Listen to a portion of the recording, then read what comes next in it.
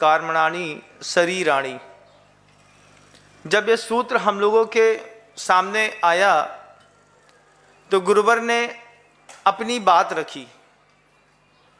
गुरुवर ने कहा एक ही शरीर में ये सब चीज़ें घटती हैं, एक साथ 3 शरीर हो सकते हैं।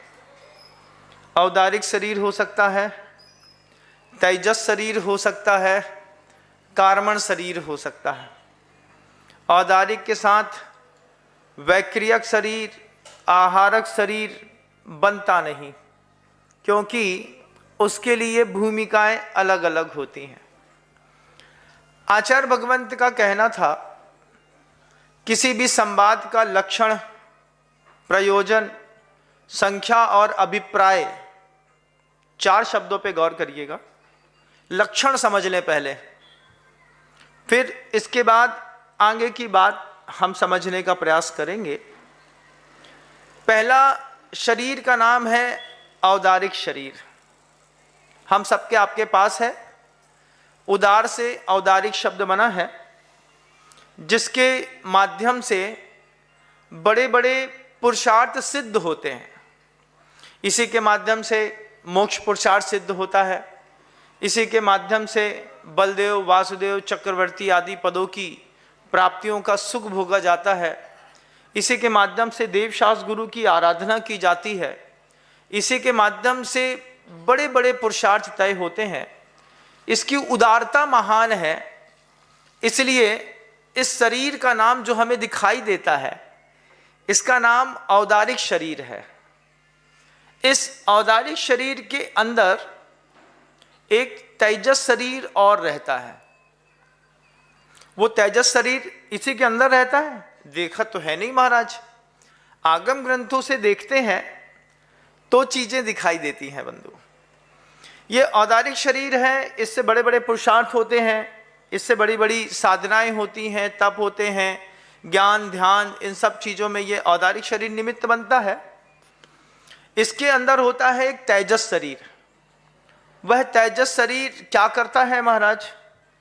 शरीर में जो कांति दिखाई देती है, आपके शरीर में जो चमक है, आपके शरीर के अंदर जो गर्माहट है, आपके पेट में जो जठराग्नि है, जिसके कारण आपको भूख लगती है, शरीर में गर्माहट रहती है, शरीर के अंदर जो कांति रहती है, ये काम तेजस शरीर का है। ये तेजस शरीर अगर नष्ट हो जाता है तो फिर आपको उसमें भी बड़ी परेशानी होती है। सबसे बड़ी बात है, ये सब चीजें परम परम सूक्ष्मम। औदारिक से वैक्रियक, वैक्रियक से आहारक, आहारक से तेजस और तेजस से कार्मण शरीर अपने आप में अत्यधिक अत्यधिक सूक्ष्म बना रहता है। आहारक शरीर, जब मुनिराज को किसी भी चीज की शंका होती है तो वो उनके शरीर से एक पुतला निकलता है सफेद कलर का। वो अपनी शंका का समाधान करने के लिए यहां से लेकर के विदेश क्षेत्र तक जा सकता है। रिद्धिधारी मुनिराजों को, उग्र तपस्वी मुनिराजों को वो आहारक शरीर निकलता है। वैक्रियक शरीर जो होता है वो देव और नारकियों का होता है। उनके पास औदारिक शरीर नहीं होता, विक्रियाएं होती हैं। इस मनुष्य पर्याय में भी वैक्रियक शरीर निर्मित होता है। कैसे होता है?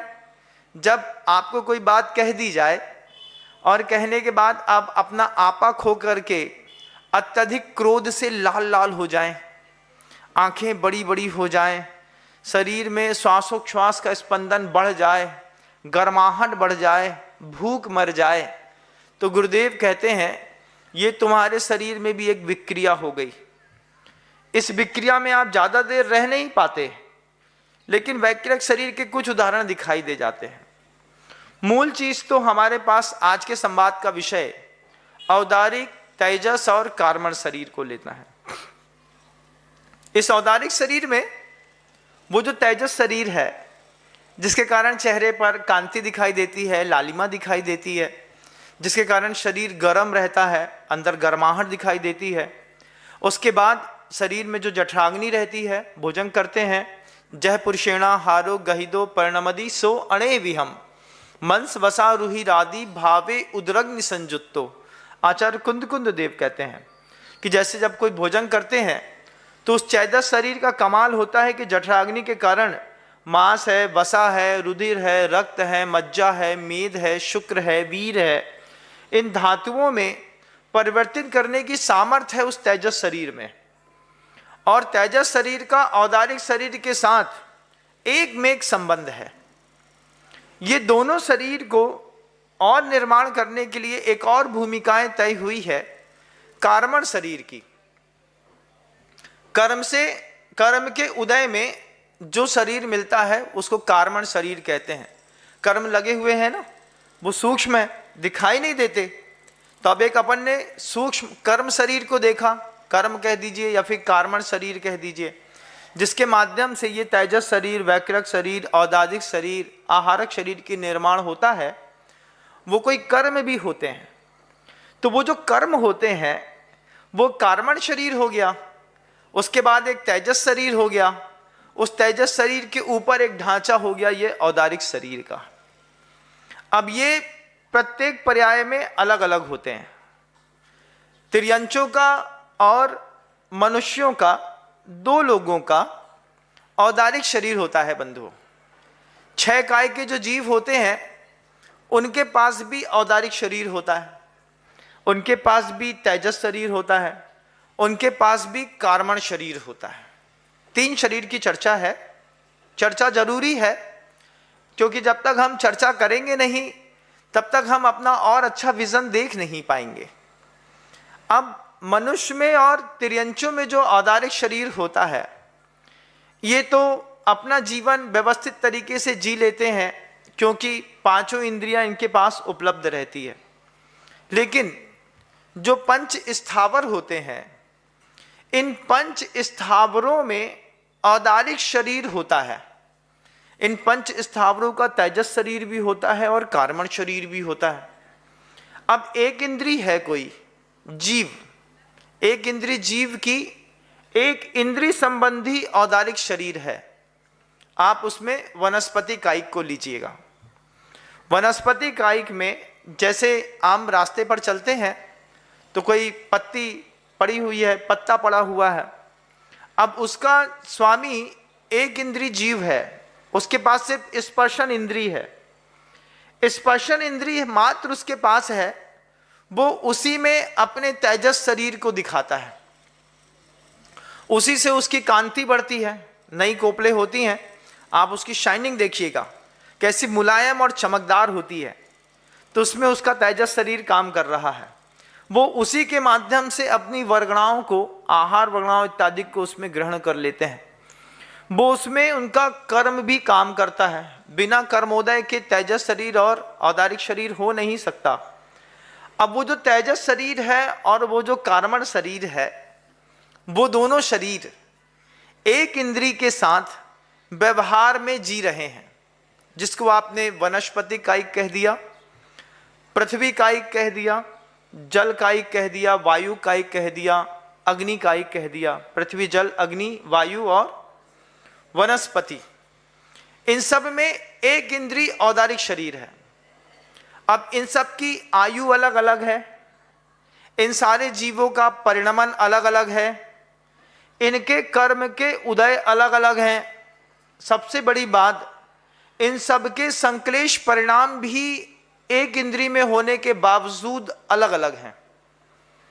देव मर करके अग्निकायिक और वायुकायिक जीवों में पैदा नहीं होते। ये बात आगम में आप लोगों ने बहुत अच्छे तरीके से पढ़ी हुई है। कोई भी देव है, वो देव मर करके वनस्पति कायिक में पैदा हो सकता है, पृथ्वी कायिक में पैदा हो सकता है, जल कायिक में पैदा हो सकता है, लेकिन वायु कायिक में और अग्नि कायिक में पैदा नहीं होता। इन दो जीवों में कायिक में पैदा नहीं होने का कारण है कि तत्संबंधी उधर पर उतने संक्लेश परिणाम नहीं होते। अब इन दो में देखिएगा, अग्नि कायिक में और वायु कायिक में। अग्नि कायिक और वायु कायिक का औदारिक शरीर बड़ा विचित्र होता है। अग्नि कायिक की जो लपटें होती हैं, उन लपटों में उनको विशेष प्रकार का अत्यधिक एक इंद्रिय संबंधी संक्लेश झेलना पड़ता है। इतना संक्लेश पृथ्वी कायिक नहीं झेलता, इतना संक्लेश वनस्पति कायिक में नहीं है, इतना संक्लेश जल कायिक में नहीं है, जितना संक्लेश वायु कायिक में और अग्नि कायिक के जीवों को होता है। उनका भी तेजस शरीर है, उनका भी कार्बन शरीर है, उनका भी औदारिक शरीर है। अब हमने कहीं पर किसी कचड़े के ढेर पर पेट्रोल डाल करके आग लगा दी, हमने होली की आग लगा दी, होली में आग की अनुमोदना कर दी। आपने पटाखे में आग लगा दी, पटाखे में आग लगाने पर असंख्यात निगोद की राशि के साथ बादर सूक्ष्म जीवों का मरना अलग वस्तु है, लेकिन जो उस तत्संबंधी एक इंद्रिय अग्निकायिक जीव हुए और वो एकदम से फूटते हैं और ब्लास्ट होते हैं, उसमें उनको विचित्र प्रकार का संक्लेश होता है। जैसे कल्पना करिएगा, जब कभी भी शरीर पर त्वचा होती है शरीर की, तो उसमें अलग अलग स्थान के मर्म स्थान होते हैं। मान लीजिए आपको सिकाई करनी है, तो सिकाई करने के लिए आपको मान लीजिए फेस पर कोई ट्यूब भी लगानी है, तो पहले उसको आप ऊपर की ये वाली चमड़ी में हाथ के पीछे वाले भाग में लगा करके देखते हैं। जब कभी भी आयुर्वेदिक वालों को देखेंगे, मान लीजिए वो रेत की पोटली से सिकाई करते हैं, तो रेत की पोटली गर्म है, ले ली। अब ये वाला भाग बहुत संवेदनशील होता है, इस हाथ के पीछे का भाग। अब इसमें वो लगा करके ऐसा देखते हैं यहाँ पर सहनी है कि नहीं। अगर यहाँ पे सहनी है तो फिर वो बॉडी में धीरे धीरे धीरे करके उसकी सिकाई करते हैं। अब इस भाग में एक बूंद तेजाब डाल दें आपके, तो जितना आप तिल मिलाएंगे, जैसे मान लीजिए पैर में तेजाब पड़ जाना अलग वस्तु, और हाथ के इस पृष्ठ भाग में तेजाब पड़ जाए तो अलग वस्तु। एक सेकंड नहीं लगेगा, पूरी चमड़ी जल करके गल करके विचित्र प्रकार की पीड़ा देने लगेगी। सिर में घाव होता है तो वैसी पीड़ा नहीं होती जैसी गले और गर्दन में घाव होने पर पीड़ा होती है। जितना पीठ में संवेदनशीलता होती है, इतना जांग के पृष्ठ आगे के भाग में संवेदनशीलता नहीं होती। तो पूरे शरीर में भी संवेदनशीलता की स्थितियां अलग अलग होती हैं। अब जितना पत्थर पैर में गड़ता है, इतने ही पत्थर अगर मान लो मुंह में गड़ जाए तो, लेकिन पैर की चमड़ी है तो एक ही शरीर, लेकिन संवेदनशीलता अलग अलग है। अब इस अलग अलग संवेदनशीलता में जो अग्निकायिक जो जीव है, जिसके पास मात्र एक स्पर्शन इंद्रिय है बंधु, उस स्पर्शन इंद्रिय, उसमें अत्यधिक संक्लेश अग्निकायिक और वायुकायिक का हमने बम फोड़ दिया। हमने कहीं पर बहुत बड़ी होली जैसी आग लगा दी, या फिर हमने अपने ही घर में भौतिक संसाधनों उपकरणों में जिसमें अग्निकायिक जीव रहते हैं, उन अग्निकायिक जीवों की विराधना के स्थानों को खुला छोड़ दिया। जैसे पानी का गैस चालू किया और चालू करके छोड़ करके हम चले गए, पानी तो उबल रहा है, अलग वस्तु है, लेकिन जो अग्नि जल रही है, उस अग्नि में आपकी थोड़े से असंयम के कारण जो लगातार वो जलती रही, संक्लेश परिणाम होता रहा। इमर्शन रॉड है, हमने बाल्टी में लगाई, बाल्टी में लगा करके हमने अपनी हीरोपंती दिखाई, दार पकड़ा, उठा करके स्टैंड में टांग दिया, बाल्टी उठाई और चलते बने। अब भूल गए कि इमर्शन रॉड का प्लग भी बंद करना है। बहुत सारे बच्चे ऐसा करते हैं कि इमर्शन रॉड को वो प्लग बंद नहीं करेंगे, वो जादू दिखाएंगे। माँ बहन होती हैं तो क्या करेंगी, पहले प्लग बंद करेंगी, उसके बाद बटन बंद करने के बाद प्लग निकालेंगी, उसके बाद रॉड उठाएंगी। उस पर भी ऐसे नहीं 2 मिनट तक उसमें रखा रहने देते हैं। क्यों? अभी रॉड गर्म है, इसको ठंडा हो जाने दो, इसको अगर ऐसे निकालेंगे तो इसमें जीव हिंसा ज्यादा होगी। इतनी विचार शक्ति जैन शासन की है। अब इसमें जिनको इन चीजों का विचार नहीं रहता है, ये लोग यदवा तदवा प्रवृत्ति करते हैं, और यदवा तदवा प्रवृत्ति करके अपने कार्बन शरीर की स्थिति बहुत मजबूत कर लेते हैं। वो कार्बन शरीर की स्थिति मजबूत करने पर अगली पर्याय में उसी संबंधी अगर कोई और जीव को परिणाम मिल जाए, स्थान मिल जाए, उनके बारे में हम वहां पर चले जाएं, तो फिर हमको उसी तरीके का संक्लेश झेलना पड़ता है। महाराज आप बता रहे हैं, सबसे पहले मैं आपको लक्षण बता रहा हूं कि किसका कैसा लक्षण है। लक्षण की जानकारी के बिना हम अहिंसा धर्म का पालन नहीं कर सकते। अब हमने इसमें देखा कि अग्निकायिक जीवों में विशेष प्रकार का संश्लेष होता है, जितना जलकायिक को नहीं होता। अग्निकायिक को ज्यादा, वायुकायिक को ज्यादा होता है। अब हमने इमर्सन रॉड उठाई, ऐसे स्टैंड में टांगी और चलते बने, उठा करके बाल्टी लेकर के चले गए। 1 घंटे तक वह इमर्सन रॉड लगातार जलती रही, बिल्कुल लाल लाल आग छोड़ती रही।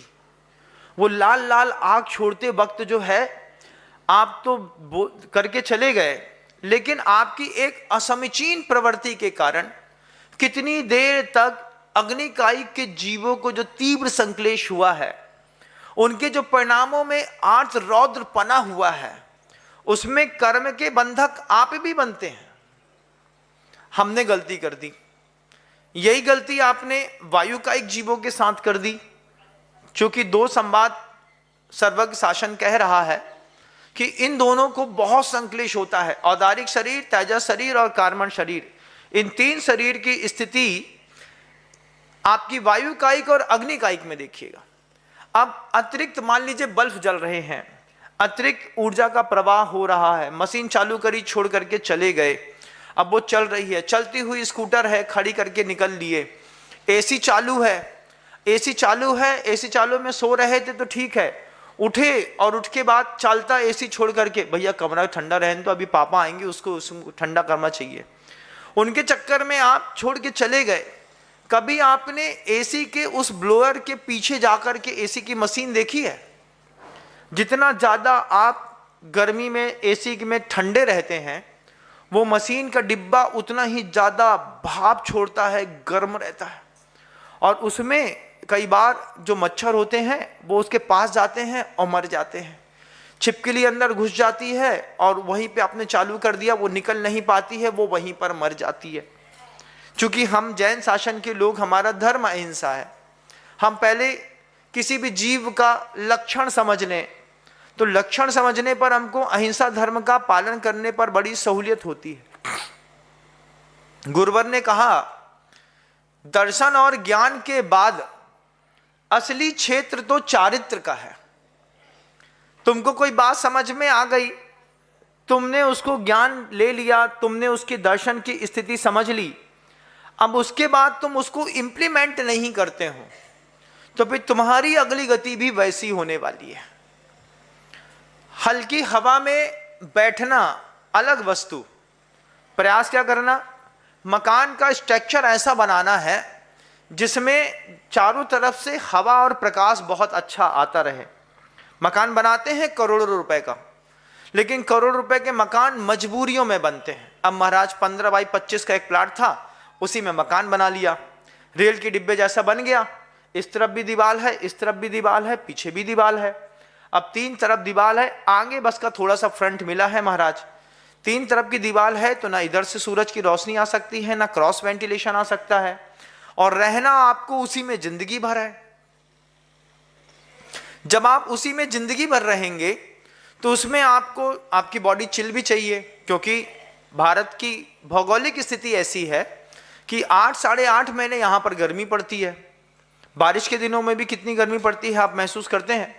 अगर पानी ना बरसे और पंखा ना चले, लाइट गोल हो जाए, तो बारिश में भी आपका दिमाग खराब रहता है। अब जब ऐसी भौगोलिक स्थिति है, तो फिर जो मजबूरी में एक बार आपने थोड़ी सी मजबूरी में मकान बनाया, महाराज अब क्या करें, कहीं प्लाट नहीं मिल रहा, तो कहीं और जाकर के आप बाहर, शहर के बाहर जाकर के भी थोड़ा सा प्लाट लेकर के रह सकते थे। एक बार आपने खुले प्रोमाइसेस में मकान बनाया होता, 60-80 का भी प्लाट अगर आपने ले लिया, अरे महाराज 60-80 तो बहुत होता है, 40-60 ले लिया होता, 40-60 के प्लाट में भी दोनों तरफ से 10-10 फीट छोड़ दिया होता, और 20 बाई 50 में भी मकान बनाया होता, तो तीनों तरफ से कम आपके घर के अंदर हवा आ रही होती, प्रकाश आ रहा होता, ट्यूबलाइट का और एसी का खर्चा बहुत बचता कि नहीं बचता महाराज। लेकिन अब तो बन गया महाराज, अब तो हो नहीं पाएगा। हाँ, ये बात मैं आपकी मजबूरी मानता हूं कि हो नहीं पाएगा, लेकिन जो अभी नए मकान बनाएंगे उनको इस चीजों में विचार करना है कि हमारे बेडरूम पे, हमारे डाइनिंग हॉल पे, हमारे किचन पे पर्याप्त मात्रा में वायु कायिक जीवों का और अग्नि कायिक जीवों का। कहाँ से आएंगे वायु कायिक और अग्नि कायिक? नेचुरल सूर्य का प्रकाश है, उसमें भी जीव राशि होती है, वो आपके चौके तक आएंगे तो उसकी प्रासुकता भी बनी रहेगी। इसलिए वास्तु ने चौके को आग्नेय कोण पे बनाया, जहां पर अग्नि का काम ज्यादा होता रहता है, उसमें प्रासुकता बनी रहने से उसमें जीवोत्पत्ति नहीं होती। कितना गजब का विज्ञान है हमारे यहाँ।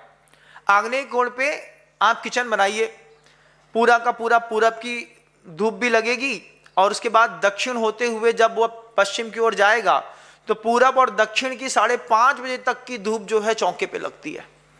अब हमने चौका महाराज जहां मर्जी पड़ी सो बना लिया। अब उसमें लाइट के प्रकाश में आप खाना बनाते हैं, लाइट के प्रकाश के साथ आपके वहां पे एक एग्जॉस्ट फैन भी लगा हुआ है। कई घरों में तो चौके में एसी तक लगा हुआ है, सहन नहीं होता महाराज, वहां भी गर्मी सहन नहीं होती। हमने कहा गर्म खाना है लेकिन ठंडे में खाना है, ठंडा गर्म दोनों चाहिए, तो विचित्र प्रकार के रोग भी होते हैं। ये सब परिवारों की स्थितियां हैं। आपके परिवारों में भी ऐसी स्थिति बन जाती है जहां आपके चौके में सूरज की रोशनी नाम की कोई चीज ही नहीं है, क्योंकि 3 तरफ तो दीवार पैक कर ली है आपने। मकान बनाओ अपनी सुविधा और अपनी जिंदगी में धर्म ध्यान के लिए, ना कि मजबूरी में जिंदगी गुजर बसर करने के लिए। हमने मकान बना दिया महाराज, जेल जैसी जिंदगी है। अब वहां पर मान लीजिए बेड स्मेल आ गई वॉशरूम पे और आपका एग्जॉस्ट नहीं चल रहा है, तब तो घर में रहना मुश्किल है। और उसमें किसी को हिंगवाष्टक चूर्ण खिला दो, फिर तो कहना ही क्या है। हिंगवाष्टक चूर्ण का प्रभाव बड़ा रहता है। हिंगवाष्टक चूर्ण पेट में जाता है और आधे घंटे बाद ढुम ढुस करता रहता है। उसमें किसी ने पदा नमक खा लिया। पदा नमक समझते हैं? काले नमक को पदा नमक भी कहते हैं। बोले भैया पदा नमक दे दो। वो क्या होता है कि उसको खाने के बाद अपान वायु बहुत निकलती है, और मान लीजिए घर में 1-2 लोगों को अपान वायु निकल रही हो, पुराना विकार जमा हो, और आपके यहाँ न पंखा चल रहा हो न एसी, फिर तो घर वाले रोड में जाकर के खड़े हो जाने हैं महाराज। बड़ी विचित्र स्थिति है। वो औदारिक शरीर, वो तेजस शरीर और वो कार्बन शरीर, वो भी जीव है, और वो जीव अपने कर्मोदय के कारण अग्निकायिक जीव की पर्याय में रह रहा है। तो जो विशेष प्रकार की लपटें निकलती हैं, उन लपटों के निकलने पर उस जीव को अत्यधिक संक्लेश होता है। ऐसे ही जब आप एसी चालू करते हैं तो उसमें वायु कायिक और अग्निकायिक दोनों कायिक के जीवों को विशेष संक्लेश होता है। पीछे अग्निकायिक जीव बहुत ज्यादा मात्रा में मर रहे होते हैं, और इधर पे ठंडी हवा और जब तेज हवा में फेंका जाता है। ये बड़े बड़े जो कूलर रखे रहते हैं, इसमें भी कूलर के सामने बैठ करके कोई आदमी धर्म ध्यान करता है। बिल्कुल तेज पंखा के नीचे बैठेगा, कूलर के बिल्कुल सामने बैठेगा। उसकी उस गृद्धता के कारण उसको भी तत्संबंधी आयु का बंध हो सकता है। हवा भी चाहिए है तो कैसी? हल्की। हल्की कैसी? 2 नंबर पे 1 नंबर पे पंखा चालू कर दो, धीरे धीरे। आजकल वो बड़ा वो हो गया, पहले वो अलग वाले पंखे आते थे, कपड़े वाले पंखे आते थे, डंडा रहता था उसमें और डोरी रहती थी। घरों की हाइट ऊंची रहती थी। ऊंची हाइट में 18 फीट की हाइट तो कम से कम बेडरूम की पहले रहती थी। अब तो 10.5 फुट पे आ गई। 10 फुट पे मल्टी बनाएंगे तो 9 फुट में 6 फुट का शरीर, 3 फुट का और गैप, और दूसरी खड़ी कर दी। लेकिन पहले जब 17-18 फुट की हाइट रहती थी तो एक गलीचा जैसा ऊपर लटका रहता था, और बिस्तर में जहां सोते थे वहीं सोने वाले स्थान में उसकी डोल लगी रहती थी। बेरिंग इतनी प्रॉपर रहती थी कि हल्का सा हिलाते थे और पूरे घर में हवा का वेंटिलेशन बहुत अच्छा बनता था। अब वो ज़माना चला गया, फिर आ गया नया, फिर नया ज़माना आया। अब उसको वैसा ही वो पंखा बनाते हैं। अब वो इलेक्ट्रिक से चलता है, तो किसी भी व्यक्ति को उसको ऊपर नीचे करने की जरूरत नहीं रहती। इसमें बिल्कुल हल्की हवा खाता था श्रावक। पहले का जागृत था, विवेकवान था। वो कहता था, उसको पता था कि वायु का एक जीवों को अत्यधिक संक्लेश होता है। महाराज कहते हैं आगम में लिखा है, और हम जैन हैं, तो उसके घर के अंदर के पंखे धीरे चलते थे। उसके यहाँ अत्यधिक स्पीडोमीटर वाली बहुत बड़ी बड़ी मशीनें ठंडा करने की नहीं होती थी। आज भी आप देखिएगा, अगले आने वाले कुछ महीनों में जब आपको एसी से होने वाले नुकसानों के बारे में WHO आपको निर्देशित करेगा, तब आप जितनी खूबसूरती के साथ आज आप एसी लगवा रहे हैं, एसी नहीं लगाएंगे तो कोई क्या कहेगा, यार इनके घर के अंदर एसी ही नहीं है। जब आपको पता चलेगा कि ग्लोबल वार्मिंग के लिए सबसे बड़ा कारण एसी बन रहा है, और जब सरकार इस पर बैन लगाएगी, सरकार इसको निश्चित क्षेत्रों पर देगी, तब आपको लगेगा ये तो और बड़ी बात हो गई। फिर इसमें नई चीजें आई, नए नए वैज्ञानिकों ने प्रयोग करके आपके यहाँ वो माइक्रोवेव बना दिया। उस माइक्रोवेव के कारण, जिसमें जो विशेष प्रकार की गैस भरी होती है, जो गैस आपकी उसमें भरी होती है ना, किसमें, फ्रिज पे, वैसे ही एक गैस हाइड्रोजन जो है वो माइक्रोवेव में रखी रहती है। उसमें भी जब उसको इलेक्ट्रिसिटी के शॉर्ट देकर के कैटालिटिक एजेंट बीच में काम करता है और वो चालू होता है, तो उसमें भी विशेष प्रकार के अग्निकायिक के जीवों को विशेष संश्लेष होता है। जब इन दो जीवों को आपके माध्यम से बुद्धिपूर्वक या अबुद्धिपूर्वक, मदाद प्रमादाद व अनवबुद्ध प्रवर्त्या, मद के कारण या प्रमाद के कारण जब संश्लेष मिलता है, तो आपके कार्बन शरीर की स्थिति और मजबूत होती है। इस बात को समझने की थोड़ी सी भी प्रयास करेंगे तो बहुत अच्छा लगेगा मुझे, कि कार्बन शरीर मजबूत होता है तो कार्बन शरीर आपके अगले औदारिक शरीर में निमित्त बनता है, अगले तेजस शरीर में निमित्त बनता है। हो सकता है आपको अगली पर्याय में वैक्रियक शरीर मिल जाए, वहां पर भी आपको कार्बन शरीर और तेजस शरीर नहीं छोड़ेगा। और वे ही कर्म के परमाणु जब आगे जाएंगे, जब आपसे कहेंगे, कर्म सिद्धांत कहेगा तुमको खूब हवा खाने का शौक था, अब हवा खाओ। अब कल्पना करो कि उनको कैसा विचित्र संश्लेष होता होगा। इस संश्लेष को जब जैन साधुओं ने समझा, तो जैन मुनियों ने इस बात का संकल्प ले लिया कि हम वायुकायिक और अग्निकायिक के जीवों की विराधना अपने निमित्त से नहीं होने देंगे। तो चौके में गए। चौके में जाने के बाद जो साधु बहुत ज्यादा संवेदनशील था, उसने कभी गरम रोटी नहीं खाई। क्यों? हमारे निमित्त से अग्निकायिक जीवों की विराधना हो रही है। वहां पर भी श्रावक ने भोजन बनाया। भोजन बनाने के बाद आग वहां पर रखता है श्रावक चौके में। ऐसा नहीं कि आग नहीं रखता, आग रखता है। आग रख करके उस लकड़ी के कोले होते हैं, उसी के ऊपर राख डाल देता है।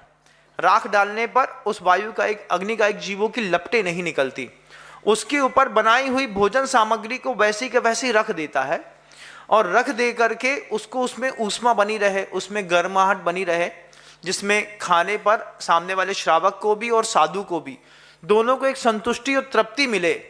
तो वो ऐसी विवेकपूर्ण संयोजना बनाता है। पहले छोटा सा तसला होता था, उस तसले में भोजन बनाने के बाद थोड़ी सी अग्नि डाल करके उसके ऊपर राख डाल करके महिलाएं उसमें कटोरी गंजियां वगैरह सब अच्छे से रख देते थे, और रख देने से दाल सब्जी आदि गरम बनी रहती थी। महाराज आए तो उनको भी गरम गरम दे दिया, और हम आपको खाना हुआ तो आपने भी गरम गरम ले लिया। मंदिरों में वो जो धूपदान होता था, उस धूपदान में भी भभकते हुए अंगारे के ऊपर धूप नहीं छोड़ते थे। उसके ऊपर अंगारा रखते थे, अंगारे के ऊपर राख डाल देते थे, और जब कभी भी उसमें भी धूप छोड़ी जाती थी तो राख के ऊपर ही धूप डाल दी। आपके जाने के 1 सेकेंड 2 सेकेंड 3 सेकेंड बाद वो धीरे से गर्म होती थी, और फिर चट चट करके वो धीरे धीरे धुआं छोड़ती थी।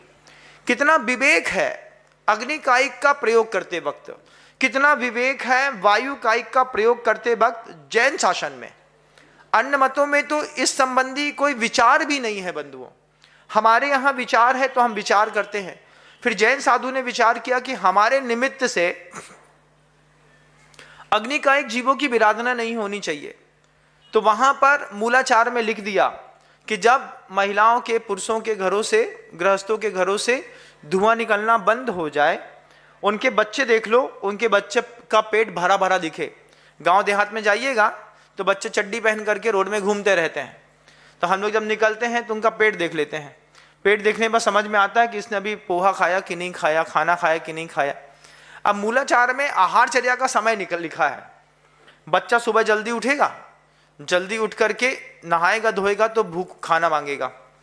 तो आचार्यों ने मूलाचार में लिखा है कि जब पूर्णोदरा बालका शब्द लिया कि जब बच्चे का भरा हुआ पेट मुनि को दिख जाए कि इसका पेट भर गया है, इसका मतलब है इसकी माँ ने वहां भोजन बना लिया होगा, तब वो आहारचर्या में उठते हैं और हो करके चले जाते हैं, करके चले आते हैं। लेकिन उनके निमित्त से गर्म रोटियां नहीं बनती।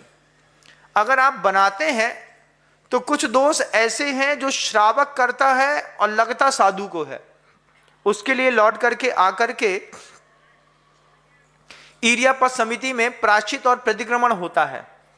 ऐसा भी नहीं है कि साधु को पता चल जाए कि ये गरम रोटी है और फिर वो गरम गरम गरम गरम गरम खाता ही रहे। अब एहसास हो जाता है ना इस चीज का कि ये ऊष्मा पुरानी ऊष्मा है कि नई ऊष्मा है। तो साधुओं के लिए भी आपको इस तरीके का भोजन नहीं देना चाहिए। मैं यहां इसलिए बताता हूं क्योंकि मैं चौके में जाकर के बोल नहीं पाता, वहां पर मौन रहता है। मान लीजिए आपने साधु के निमित्त से उसी वक्त कोई गर्म चीज बना करके हाथ में धर दी और साधु समझदार हैं, भावना बहुत अच्छे से सबकी सब समझ में आती है। महाराज वैयावृत्ति का भाव रहता है, आपकी वैयावृत्ति स्वीकार है, लेकिन हमारे आने के बाद नहीं, हमारे आने के पहले भी अगर आपने बना करके रख दिया है, 5 मिनट पहले भी बना के रखा है, तो वो चीज अलग वस्तु है कि महाराज आएंगे, महाराज के निमित्त से मुझे देना है तो ठीक है, कोई बात नहीं, आप दे दीजिएगा। लेकिन मेरे आने के बाद ही अगर आपने मान लीजिए बेसन की भजिया गरम गरम निकाले, अब वो प्लेट पे आए और चुड़ चुड़ कर रहे हैं, महाराज ले लो, महाराज ने लिया, मुंह जल गया, ऐसा भोजन साधु परमेष्टियों को नहीं देना चाहिए। आप सबको भी इस बात का विवेक हो, अंतरंग में भी विवेक हो। हाँ, दाल ठंडी है तो ऐसी व्यवस्था करके रखिए कि थोड़ी गर्माहट उसमें मिलती रहे। सब्जियों में गर्माहट मिलना अलग वस्तु, और बिल्कुल तेज उष्ण वीर वाला गर्म वस्तु साधु को दे करके आप निश्चित रूप से कहीं ना कहीं अग्निकायिक जीवों की खुद भी विराधना कर रहे हैं, साधु भी उसमें निमित्त बन जाता है। वो आता है गुरु जी के सामने आलोचना कर लेता है, कई बार तो आचार्य जी के सामने एकांत में जाकर के भी इस बात की आलोचना करी। आचार्य जी ने कायोसर्ग मान लो प्रायश्चित भी दिया, लेकिन सुना और बोलना ये बहुत मायने को रखता है। अब इसमें अग्निकायिक और वायुकायिक 2 जीव जो है, ये तो तय है कि ये बहुत ज्यादा संक्लेश परिणाम को झेलते हैं, अत्यधिक संक्लेश करते हैं, लेकिन पृथ्वी कायिक, जल कायिक, वनस्पति कायिक को भी कम संक्लेश नहीं होता। अब इसमें आप पृथ्वी कायिक के अंदर तक उतरते हैं। आप सोचिए, ये जो मशीन का युग है, पहले हैंडपंप लगते थे, घर के अंदर हैंडपंप लगाया जाता था, घर के अंदर बोरिंग मशीन नहीं लगाई, हैंडपंप लगाया। हैंडपंप लगाने से क्या हुआ कि आपको जितना पानी चाहिए है अपना हैंडपंप चलाओ और अपना पानी निकाल लो। घर के अंदर हैंडपंप लगा है, हैंडपंप लगा है, हमको 1 बाल्टी पानी से नहाना है, हम खुद जाएंगे, खुद उसके नीचे बाल्टी रखेंगे, वहां पे छन्ना लगाएंगे, 1 बाल्टी पानी छानेंगे, छान करके ले करके अपना नहा करके फ्रेश हो जाएंगे। वो मकान बहुत अच्छे हैं। ये जो मशीन वाला जमाना आया, इस मशीन के चक्कर में एक घर में थोड़ी मशीन लगी, मशीन लगी तो हर घर में मशीन लगी।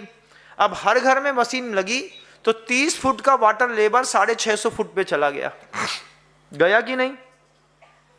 आज बोरिंग खोदो 450-500 फुट नॉर्मल बात होती है, तब जाकर के 1.5 इंच 2 इंच पानी निकलता है। घर में था 30 फुट पे पानी निकल आया, 18 फुट पे पानी निकल आया। उसके बाद 70-80 फुट की बोरिंग करी, और बोरिंग करने के बाद पिताजी ने कहा इस पे एक हैंडपंप लगा दो, चाचा ने कहा मोटर लगा दो, पापा बोले हैंडपंप लगा दो, जितना कह रहे उतना करो। पिताजी ने हैंडपंप लगा दिया। अब हैंडपंप के साथ हम लोगों को बता दिया गया जितना पानी चाहिए है उतना निकालना है, इससे ज़्यादा नहीं निकालना। अब हमको नहाना है तो हमने 1 बाल्टी पानी, अब जितनी ताकत है तुम्हारी, जिस उम्र के हो जितनी ताकत है, अब बड़ी बाल्टी भी रखी है, छोटी बाल्टी भी रखी है। अब छोटी बाल्टी की ताकत हमारी उठाने की है तो हम छोटी बाल्टी उठाएंगे, तो जितनी उठा करके वॉशरूम तक जा सकते हो उतनी बाल्टी तुमको भर करके अपना प्रयोग कर लेना है। अब एक बार हैंडपंप से बाल्टी भर करके वॉशरूम तक गए, 15 फीट का भी मान लीजिए अंतर है, तो 15 फीट के अंदर में वहां तक गए, अब वहां पे नहाया। अब नहाते वक्त आधा नहाने के बाद तुम वापिस तो बाल्टी भरने नहीं आओगे, तो तुम क्या करोगे, एडजस्ट करोगे, इतने ही पानी से हमको नहा लेना है। और जैसे ही आप एडजस्टमेंट सीख जाते हैं, वैसे ही जलकायिक जीवों की रक्षा भी हो जाती है और आपका धर्म भी पल जाता है। लेकिन अगर वहां पर आपने बोरिंग की मशीन लगा दी है और ऊपर सिंटेक्स की एक टंकी, क्योंकि बड़े घर के लोग हैं महाराज, कहां बार बार पानी भरेंगे, कहां कुछ करेंगे, लेकिन इसी पानी नहीं भरने के चक्कर में हैंडपंप चलाते थे। पहले आपको पता है कि कुएं से पानी खींचती थी महिलाएं, तो अपनी ताकत के वजन से ज्यादा की बाल्टी कुएं में डाल देती थी। जब खींचती थी तो ये पूरा जो आजकल आप जिम में जाके करते हैं ना, ऐसा ऐसा ऐसा ऐसा, ये उस वक्त कुएं की पट्टी पर होता था। जिम कुएं की पट्टी पर होता था। पूरी पेट की आंतों को ताकत लगानी पड़ती थी, आगे एक टेका लगाना पड़ता था, एक पोजीशन लेनी पड़ती थी, फिर इसको हाथ को पीछे, इसको हाथ को पीछे करना पड़ता था। तो ये पूरे के पूरे शोल्डर की पूरी एक्सरसाइज होती थी। महिलाओं का पेट बाहर नहीं निकलता था, आफ्टर प्रेगनेंसी टाइम के बाद भी बाहर नहीं निकलता था। क्यों? कुएं से पानी खींचने पड़ा था। क्यों? अरे भैया, अब घर में 2 प्रतिमाधारी 2 लोग हैं, उनका निर्वाह करना है तो पानी तो छानना ही पड़ेगा, खींचना ही पड़ेगा। आज वो काम पैसा से करता है। तो जो लोग लेबर क्लास के लोग होते हैं, जो काम करते हैं ना, कभी आप इनकी महिलाओं को देखिएगा, इनकी महिलाएं सेठों की महिलाओं की जैसे बिल्कुल नहीं दिखाई देंगी, बिल्कुल छरहरी काया में। क्यों? हार्ड वर्कर हैं। हम हार्ड वर्कर से आप एक लेविस लाइफ में आ गए। लेविस लाइफ में आने के कारण हमने कुआं तो खत्म कर ही दिया और फिर बोरिंग चालू करी और उसमें भी सबमर्सिबल डाला। नीचे तक जाएगा, वहां से पानी खींच करके फोर्स के साथ ऊपर फेंक देगा। अब ऊपर फेंक देगा, आप बड़े घर के थे, आपने सबमर्सिबल लगाया, आप बड़े घर के थे, आपने ऊपर सिंटेक्स की टंकी लगाई, लेकिन आपका दिमाग नहीं निकला, रहे बुच्च के बुच्च। बुच्च मतलब महाराज, मूर्खों को बुच्च कहते हैं। उसको और भी शब्द है, बैसाख नंदन कहते हैं गधे को, देवानाम प्री कहते हैं, बुच्च कहते हैं। साहित्यिक शब्दों का भी प्रयोग हो सकता है, लेकिन जब ग्रामीण शब्दों का प्रयोग होता है तब एकदम से चेतना जाग जाती है, महाराज ने बुच्च बोल दी। अब वो बुच्च के बुच्च में क्या है कि आपने ऊपर सिंटेक्स की टंकी लगाई, अब उसमें इतनी सी 800 रुपए की मशीन और लगा देते कि जिसमें एक लेवल तक आने के बाद पानी मोटर अपने आप बंद हो जाएगी और इसमें पानी का अपव्यय नहीं होगा। अब सिंटेक्स की टंकी लगाने के बाद पानी जो है वो लगातार बह रहा है। कहां गिर रहा है? मकान के पीछे गिर रहा है महाराज, किसी को पता नहीं है। जबकि सिंटेक्स की टंकी में पहले या तो मोटर वहां पे मशीन लगा दी जाती है, अदरवाइज सिंटेक्स की टंकी से ओवरफ्लो जो होता है वो घुमा करके महिला के चौके तक ले आते थे।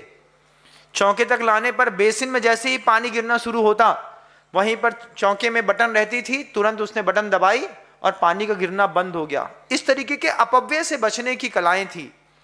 हम रक्षाबंधन मनाने जा रहे हैं बंधुओं, वास्तव में किसकी रक्षा किस तरीके से करनी है, अगर हमने इसका सार्वभौमिक चिंतन नहीं किया। वो जमाना गया, भाई बहन को राखी बांध करके रक्षाबंधन मनाता था, आज वो चीज ने फॉर्मेलिटी पे ले लिया है। लेकिन वास्तविक रक्षाबंधन तो जलकायिक जीवों के साथ है कि अगर आप रक्षाबंधन मनाना चाहते हैं, अभी 2 दिन है, इस 2 दिनों में आप पानी की टंकी में एक मशीन लगा दीजिए, वो जो अलर्ट करने वाला आता है, जिसमें या तो आपको वार्निंग मिल जाए या फिर वो मशीन अपने आप बंद हो जाए। इससे आप जलकायिक जीवों की बहुत अच्छी रक्षा कर पाएंगे। इसके माध्यम से आप अपने कार्बन शरीर की स्थिति थोड़ी सी और हल्की कर पाएंगे। आपकी तेजस शरीर की कांति पुण्यवर्धक बनेगी। शुभ तेजस भी होता है, अशुभ भी होता है, दोनों तेजस होते हैं ना। तो ये अशुभ तेजस नहीं चाहिए, शुभ तेजस चाहिए। शुभ तेजस के निमित्त से आपके शरीर की कांति, गर्माहट, ये सब चीजें व्यवस्थित बनी रहेगी। ज्यादा तापमय शरीर होना, सुबह से लेके शाम तक हाय हाय गर्मी गर्मी करना, पसीने में लतर बतर रहना, घबराहट में जीना, ये भी अशुभ तेजस का लक्षण है। तुम्हारी पाप की वर्गणाएं ऐसी काम कर रही हैं जिसमें तुम शांति के साथ रह नहीं पा रहे, निराकुल जीवन नहीं जी पा रहे। इस सिद्धांत को साधुओं ने समझा, ऋषियों मुनियों ने समझा, वे इस अपकर्म से दूर होकर के यहां पर खड़े हो गए। हाँ, मैं पंखे का उपयोग नहीं करूंगा, मैं अग्निकायिक जीवों की विराधना नहीं करूंगा। दिगंबर जैन साधु का इतना अभूतपूर्व संकल्प होता है, वो अपने हाथ से कभी जीवन में आग नहीं जलाते, माचिस की तीली रगड़ करके कभी उनने आग नहीं जलाई, ना आग जलाते हैं, ना आग जलाने के लिए किसी को कृतकारित अनुमोदना, संभ्रम समारंभ भारम इत्यादि से बिल्कुल कोसों दूर साधु की चर्या है। वैज्यवच्छ निमित्तम गिलान गुरुबाल बुद्ध समणानम, वैयवत्य के निमित्त से भी आचार्यों ने कहा है साबद्ध वैयवत्ती नहीं करते। अगर साबद्ध वैयवत्ती कर दी है तो फिर उसका प्रायश्चित हो जाता है। एक साधु परमेष्ठी थे, वो रात में किसी साधु परमेष्ठी को दिक्कत हुई तो वो कहीं से बाहर, होली का दिन था, बाहर अंगारे जल रहे थे, उठा करके ला करके उसमें अजवाइन डाल करके धुआं दे दिया। अब वो ठंडी का दिन था और गुरुदेव उसी हॉल पे सबसे आगे सो रहे थे। गुरुदेव ने देखा कि ये अचानक रात के 12:30 बजे कहाँ से अंगारे आ गए, कहाँ से अजवाइन का धुआं हो गया, कहाँ से इनकी खांसी में आराम की व्यवस्था कर दी। वैयवत्ती देख तो ली फलाने महाराज की कि ये महाराज जी ने इस तरीके से काम किया। सुबह सो करके उठते ही साथ बोलते हैं, महाराज इधर आइए। हाँ महाराज जी, कल आप वैयवत्ती कर रहे थे, आपकी वैयवत्ती साबद्ध हो गई है, एक उपवास कर लीजिएगा। तुरंत दूसरे दिन सुबह सबसे पहले उपवास दिया। उन्होंने भी प्रसन्नता के साथ, जी गुरुदेव आज का उपवास चाहते हैं प्रायश्चित का, यहां नहीं ईरापथ में बोलिएगा। ईरापथ भक्ति में 50 साधु बैठे, उन 50 साधु के बीच में उन महाराज जी ने आचार्य से कहा, आचार्य हमसे गलती हो गई थी, उस प्रायश्चित का उपवास चाहते हैं। अब जब 50 के बीच में बोला कि प्रायश्चित का उपवास चाहते हैं तो गुरुदेव ने तो मुस्कुरा करके हाँ ऐसा हाथ बढ़ा के आगे बढ़ गए। अब साधु तो पूछेगा, काय भैया क्या गलती करी। अब 25 भी पूछ बैठे, 10 भी पूछ बैठे, हम कहते 2 भी पूछ बैठे, तो 2 से 200 तक जाने में टाइम कितना लगता है बात को। अपने मुंह से कोई बात कही और वो पराई हो गई। अब पूरे ब्रह्मांड में अभी नहीं तो थोड़ी देर बाद फैलेगी जरूर। आप कहीं भी छुप करके कोई भी बात बोल दीजिए, 2 के बीच में है तो मंत्र भंग हो ही जाता है। वो भंग हो गया मंत्र। अब उनसे पूछा काय का प्रायश्चित, अरे यार वो रात में क्या था कि उनको खांसी बहुत हो रही थी, उनका कफ निकल रहा था, तो बाहर होली की लकड़े जल रहे थे, उसी में से 4 अंगारे उठा के लाए, उसी में अजवाइन डाल दी, हमने कहा ले लो। लेकिन अब वो साबद्ध हो गया। ये साबद्ध जैन शासन हमने जलाई थोड़ी थी, पड़ी थी उठा के ले आए। पड़ी की उठाने में भी आने जाने में हवा लगी होगी तो उसमें लपट निकलती है, ऐसा फूंकते हैं ना तो वो तेज होती है।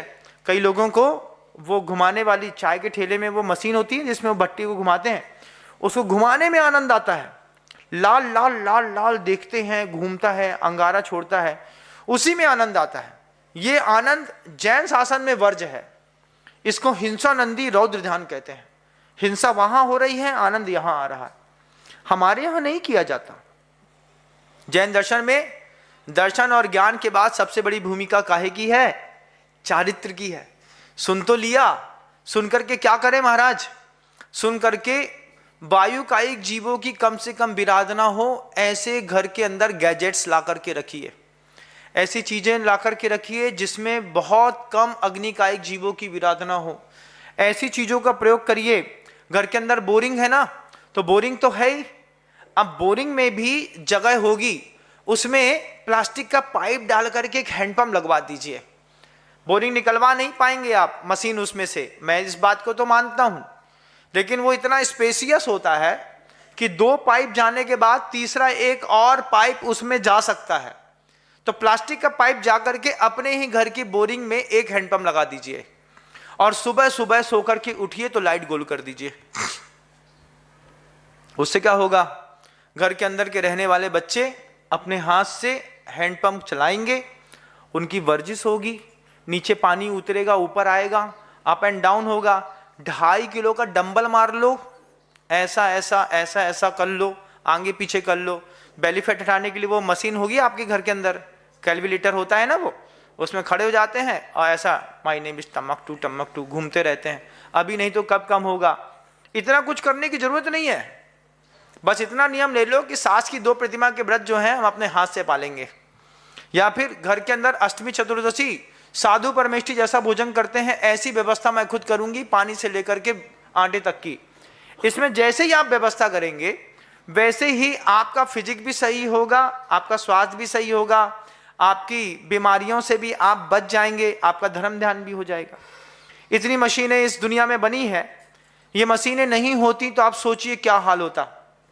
मान लीजिए अभी जब आप जगदलपुर जाएंगे, कभी छत्तीसगढ़ जाते वक्त बीच रास्ते में देखिएगा बड़े बड़े आयरन ओर्स के पहाड़ हैं, आयरन ओर का पहाड़ है और उसको मशीनें खोदती हैं, पहाड़ से खोदते खोदते खोदते वो नीचे तक पहुंच जाती हैं।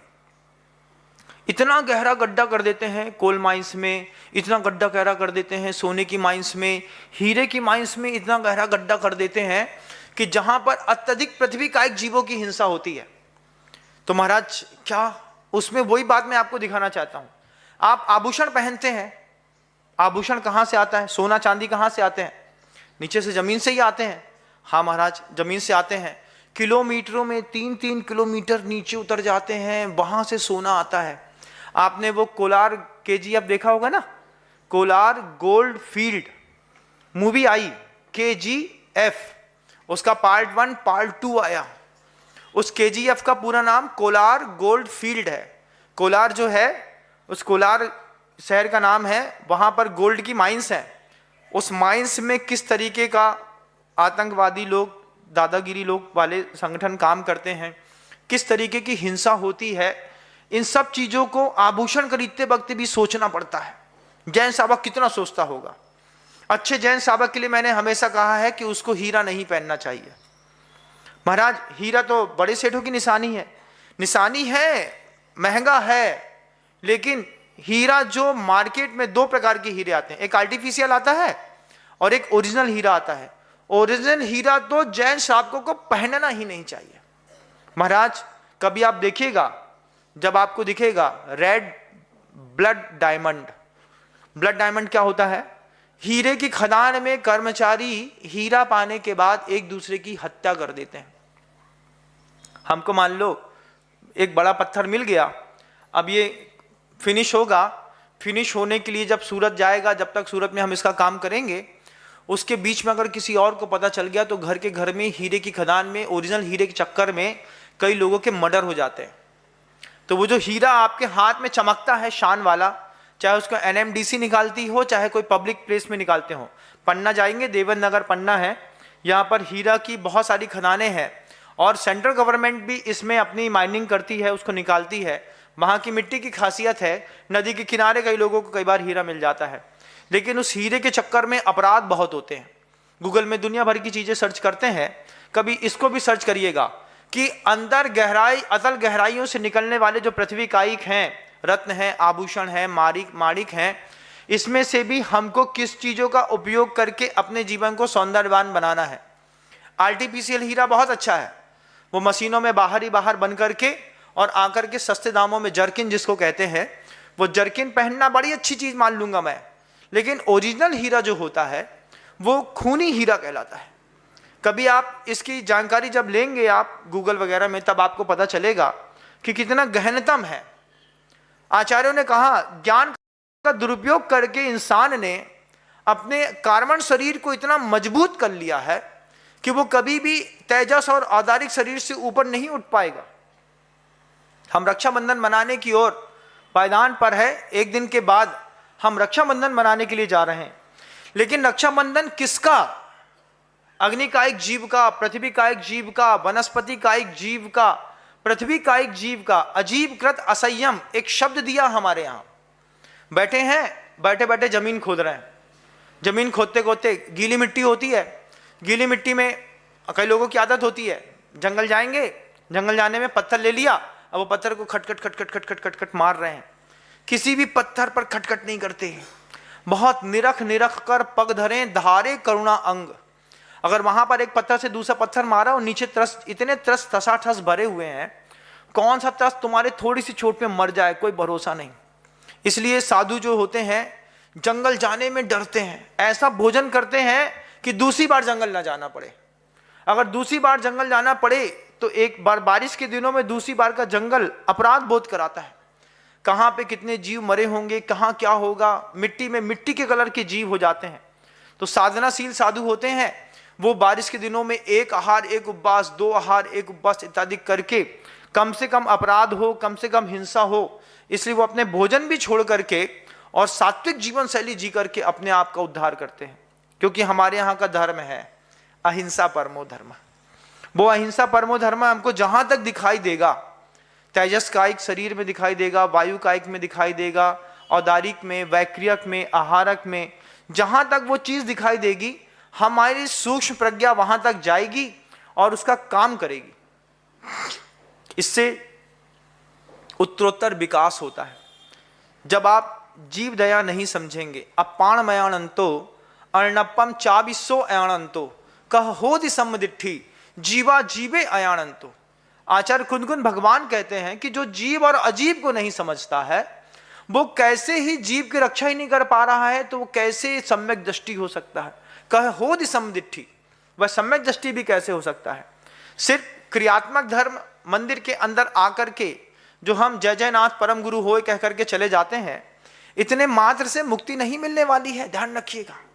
कितना भी ढोल मजीरा बजा करके सिर्फ पूजा कर लेंगे, व्यवहार धर्म के साथ एक गुणात्मक धर्म होता है, क्रियात्मक धर्म होता है, विचारात्मक धर्म होता है, भाव धर्म जिसको कहते हैं। उस भाव धर्मता में सजग होकर के थोड़े से मेहनतशील बनिए, थोड़े से कष्ट पिपासु तितिक्षा को सहने वाले बनिए। जरा जरा सी बात में उसका समाधान मत खोजिए। कुछ चीजों के लिए समय ही सबसे अच्छा समाधान है। आपने पंच स्थावरों का लक्षण समझ लिया, अब प्रयोजन समझ लीजिए। संसार से ऊपर उठना है तो इस चीजों को समझना होगा। अभिप्राय क्या है? अभिप्राय यह है कि जब आप बड़ी बड़ी गाड़ियां चलाते हो, बड़ी बड़ी मशीनरी खोदते हो, व्यवसाय करना अलग वस्तु होती है। अत्यधिक आसक्ति जिस जीव के अंदर होती है वो ही व्यक्ति, अत्यधिक लोभी अत्यधिक आसक्ति वाला जीव ही माइनिंग करता है। माइनिंग में नीचे किलोमीटरों तक उतरता है। हमारे यहाँ हीरे जवाहरात के व्यापार तो हुए, लेकिन हीरे जवाहरात की खदानें नहीं खोदी। बाहर निकला है तो पाप उसके मत्थे है, हमारे मत्थे नहीं है। हमने आपसे हीरा ले लिया, हीरा लेने वाले को खदान खोदने का पाप नहीं लगता। खदान खोदने का पाप अलग है और व्यवसाय करने का पाप अलग है। तो वहां पर जो माइनिंग करके नीचे तक उतर गए, इनकी अत्यधिक आसक्ति दिखाती है। इतनी आसक्ति थी, हमने खदान खोदी, रेत की खदान खोदते हैं, पत्थर की खदान खोदते हैं, हीरे सोने चांदी की खदान खोदते हैं, नीचे चले जाते हैं, बॉक्साइट खोदते हैं। हमारे यहाँ नहीं खोदते, हमारे यहाँ का शावक बड़ा संयमी है। आप निकाल दो, हम उसकी ट्रेडिंग कर देंगे, हम उसकी दलाली खा करके 2% का कमा करके भी करोड़पति बन जाएंगे। करोड़पति तो बनना है, लेकिन महाआरंभ के पाप करके नहीं बनना है। न पृथ्वी कायिक संबंधी, न जल कायिक संबंधी, न वायु, न अग्नि, वनस्पति, इस सब में महाआरंभ नहीं करना। थोड़े आरंभ से हमारा काम होता है। शाम को जाते हैं, प्रायश्चित प्रतिक्रमण कर लेते हैं और उसके बाद भी ज्ञान होता है तो अपराध बोध होता है ना, ज्ञान नहीं होता है तो अपराध बोध नहीं होता। उसके बाद भी अगर अपराध बोध रहता है तो प्रायश्चित प्रतिक्रमण के अलावा दान, पूजा, देवशास्त्र, गुरु उपासना, तीर्थ वंदना, इन सब चीजों के माध्यम से इस पाप के अनुभाग शक्ति को कम करके अपने कार्मण शरीर को मिटाने का पुरुषार्थ करते हैं। परम परम सूक्ष्मम प्रदेशतो संख्ये गुणम प्राग तेजसात अनंत गुणे परे अप्रतिघाते अनादि संबंधेच। ऐसे जो सूत्र है, ये सूत्र मात्र तत्वार सूत्र के पर्युषण पर्व में पढ़ने के लिए नहीं है। वाचना कर दी महाराज, शुद्ध उच्चारण कर दिया, धर्मात्मा हो गए। आहा, इसको समझेंगे तो समझ करके जो धर्मात्मा होता है उसके पास उसकी भाव शक्ति बड़ी गजब की होती है। मकान बनाना और बने बनाए मकान को खरीद लेना, इन दोनों में बड़ा फर्क होता है। जो बिल्डर्स होते हैं वे आपको 4 मंजिल का मकान बनाएंगे, उनका काम है मकान बनाना। हमारा काम क्या है भैया, अपन बना बनाया खरीद लेते हैं। बंगला अच्छा किसी ने बनाया, जाकर खड़े हो जाओ, बोल दे भाई बोली लगा अपने बंगले की। अरे सेठ अपने लिए बनाया, मुंह तो खोल, 2.5 करोड़ का बनाया है, 4 से कम में नहीं देंगे, ये पकड़ा। 4 करोड़ पकड़ाया, बना बनाए में घुस गए। इसमें आरंभ कम हुआ, लेकिन ऐसी चीजों में आरंभ सारंभ ज्यादा हुआ। तो आप चूंकि गृहस्थ हैं, गृहस्थ धर्म में रह करके आरंभ सारंभ तो करते हैं, लेकिन कोशिश करिएगा ज्ञान और दर्शन के बाद तीसरा बड़ी दारोमदार है चारित्र का, हम इंप्लीमेंट कितना कर पाते हैं। आचार्य जी कहते थे संसार का समय घटाओ, श्रावकों को उपदेश देना। श्रावक को एक उपदेश जरूर देना कि अपने संसार का समय कम करो। सुबह 6 बजे से लेकर के रात को 12 बजे तक जो संसार में घुसे रहते हो ना, इसका समय कम करो। कोशिश करो मंदिर आए तो जितना देर रुक जाए उतना सौभाग्य है। हड़बड़ी मत करो, आए और भगना है, भागम भाग मत करो। वहां पर तुम्हारे तेजस कार्मण शरीर की स्थिति बड़ी मजबूत है, वो कर्म तुम्हारा इतना मजबूत है कि वो तुमको संसार से कभी उच्छेद नहीं करा पाएगा। मंदिर आ गए, धर्मशाला में आ गए, तीर्थ क्षेत्र में आ गए, महाराज कहते हैं संसार का समय कम करो। कहाँ करें महाराज समय कम? मुनिराज के पास संसार का समय कम करो, तीर्थ वंदना में संसार का समय कम करो, मंदिर आकर के पूजा बढ़ाओ, संसार का समय कम करो।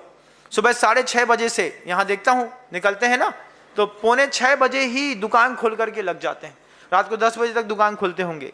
संसार का समय कम करो। सुबह सो के उठेंगे, नहाएंगे, धोएंगे, भगवान की पूजा करेंगे, घर में आके नाश्ता करेंगे, उसके बाद दुकान खोलेंगे।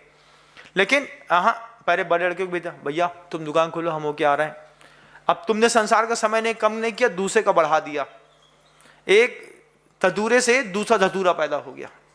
अब वो भी कड़वा था, हम भी कड़वे थे, तो धतूरे से धतूरा पैदा करने से अच्छा है संसार का समय कम करो।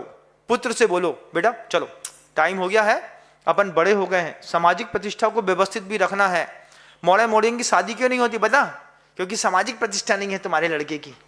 तुम्हारे पता चला फलाने चंद जी का 30 नंबर का लड़का है, मोहल्ले वाले से पूछा क्यों, इनकी मेडिकल स्टोर वालों का 30 नंबर का भी कोई लड़का? अरे हमने तो देखा ही नहीं महाराज कभी। अरे जब समाज के बीच में आएगा तो देखेंगे। वो आए नहीं महाराज। वो कैसा है? उसके सिर में बया का घोंसला लगा हुआ है। बया के घोंसला वाले लड़के देखे आपने? घुंघराले बाल हैं, 3-3 साल से नहीं कटाए, और उसमें बया का घोंसला जैसा उसको करली हेयर कर लिए। अब वो जब आता है तो उसको देख करके ऐसा लगता है इससे अपनी लड़की की शादी तो बिल्कुल भी नहीं करनी है। आप ऐसे कार्टूनों से अपनी बच्ची के ब्याह बिल्कुल ना करेंगे, बिल्कुल तय है। तो अपने लड़के को सामाजिक प्रतिष्ठा भी देनी है, तो सामाजिक प्रतिष्ठा देने के लिए भी मंदिर लाना पड़ता है। सबसे अच्छा परिवार, कितना अच्छा सुंदर परिवार है, जवान लड़के के साथ पिता पुत्र दोनों एक साथ घर से धोती दुपट्टा पहन करके मंदिर आ रहे हो। थोड़ा सा सामान पिता पकड़ा हो, भरी हुई थाली घर से लग करके आई हो, लड़का पकड़ के चल रहा हो, पापा जी मैं थाली लेके चलता हूँ, आप आइए। हम भी चल रहे हैं साथ में चल रहे हैं पिता पुत्र दोनों रास्ते में। और कल्पना करिए कोई अचानक ऊपर से खड़ा होकर के आप पिता पुत्र की एक फोटो क्लिक कर दे और फिर उसमें एक स्टेटस डाल दे, चतुर्थ काल का धर्मात्मा परिवार जो पंचम काल में हमारे मोहल्ले में है, सौभाग्य है। आप पूजा करने तो आते हैं, आपका बच्चा भी आता है, लेकिन मंदिर आते वक्त घर से मंदिर आप साथ में नहीं आते। घर के अंदर भी द्रव्य धो करके ला सकते हैं आप। आपकी चांदी की थाली है ही, वहीं पे सामान रख लीजिए, वहीं पे थोड़ी सी केसर घिसने वाली एक बटनी रख लीजिए। कुएं का पानी घर के अंदर मिलता है तो ठीक, नहीं तो मंदिर से निकलिए तो 5 लीटर पानी कुएं का घर में रख लीजिए। थोड़ा थोड़ा रोज छानिए, बिलछानी करिए, अंतिम दिन बिलछानी ला करके कुएं में छोड़ दीजिए। वहीं से तैयार करके द्रव्य लेकर के आइए, पिता पुत्र दोनों, पत्नी साथ में मिल जाए तो फिर कहना ही क्या। और अचानक कमाल तब होगा जब आप अपने धर्म ध्यान के लिए जा रहे हो, ऊपर से कोई सैमसंग का बड़ा वाला मोबाइल लेकर के मेगापिक्सल 300 मेगापिक्सल का खींच के क्लिक और ठिचिक के बाद वो अपने स्टेटस पे लगा दे। क्या कह करके लगा दे? ऐसा धर्मात्मा परिवार मिलना मुश्किल। घर से एक साथ निकलते हैं, मंदिर आते हैं, सामूहिक पूजन करते हैं, शांति धारा करते हैं, उसके बाद घर जाते हैं, अच्छे से थोड़ा बहुत भोजन करते हैं, फिर संसार में पैर रखते हैं।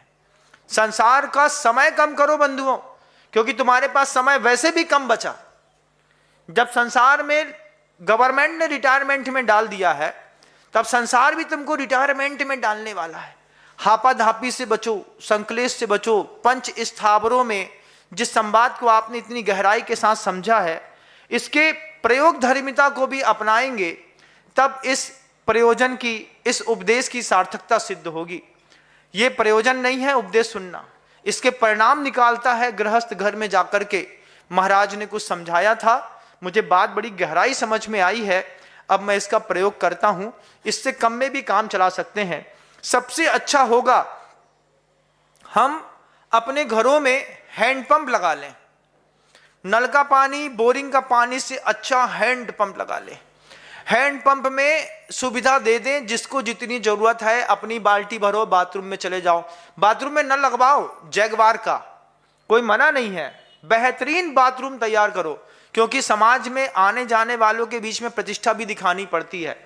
लेकिन उनको बोल दो लगाया इसलिए है कि लोग ये ना कहें कि हम भिखारी हैं, और उपयोग इसलिए नहीं करते हैं क्योंकि हम भगवान के पुजारी हैं। गीजर का पानी उपयोग करने वाले, ऊपर से शॉवर का पानी उपयोग करने वाले, अब वो नीचे खड़ा हुआ है, अब कितना पानी उसमें उपयोग करेगा कुछ पता नहीं है। लेकिन जब आप हैंडपंप से ताजा पानी निकालते हैं, गर्मी में भी आएंगे तो नीचे से बिल्कुल ठंडा पानी निकलता है। एक ही बाल्टी में आदमी संतुष्ट हो जाता है। और ज्यादा हो तो राजस्थान में फेमस है, एक छोटी सी ट्रे बना लो, छोटा सा, उसी में एक वो प्लास्टिक का, वो आजकल वो आता है वाटर पूल जैसा आता है ना बच्चों के बैठने का, उसी में बैठ करके नहा लो भैया। हम अपने पानी से नहा लेते हैं, 4 लोटे से नहा लिया, उसी में हमारा काम बन गया। अगर आप उस चीज में नियंत्रण रेखा में आएंगे, LOC लाइन ऑफ कंट्रोल, पंच स्थावर, आपकी लाइन ऑफ कंट्रोल आपने पाकिस्तान में देखा है, लेकिन अपने घर के अंदर भी एक लाइन ऑफ कंट्रोल आपको देखना पड़ेगा। पंचेंद्रिय स्थावरों में पृथ्वी कायिक में लाइन ऑफ कंट्रोल, वायु कायिक में लाइन ऑफ कंट्रोल, अग्नि कायिक में लाइन ऑफ कंट्रोल। जब तक आप LOC में नहीं आएंगे तब तक आपको मुक्ति संभव नहीं है, क्योंकि आपके कार्बन शरीर और तेजस शरीर में सबसे ज्यादा पाप शक्ति डालने का अगर कोई काम कर रहा है तो ये पंच स्थावर कर रहे हैं। अहिंसा परमो धर्म जैन शासन का प्राण है, आप समझें, इसको सुधारने का प्रयास करें। शब्दों को विराम देता हूं। गुरुदेव श्री विद्यासागर जी महाराज। जा वाणी के ज्ञान से सूझे लोकालोक, सो वाणी मस्तक नमु सदा देत हूं धोख। हे जिनवाणी भारती तो हे जपो दिन रैन, जो तेरी शरणा गहे सो पावे।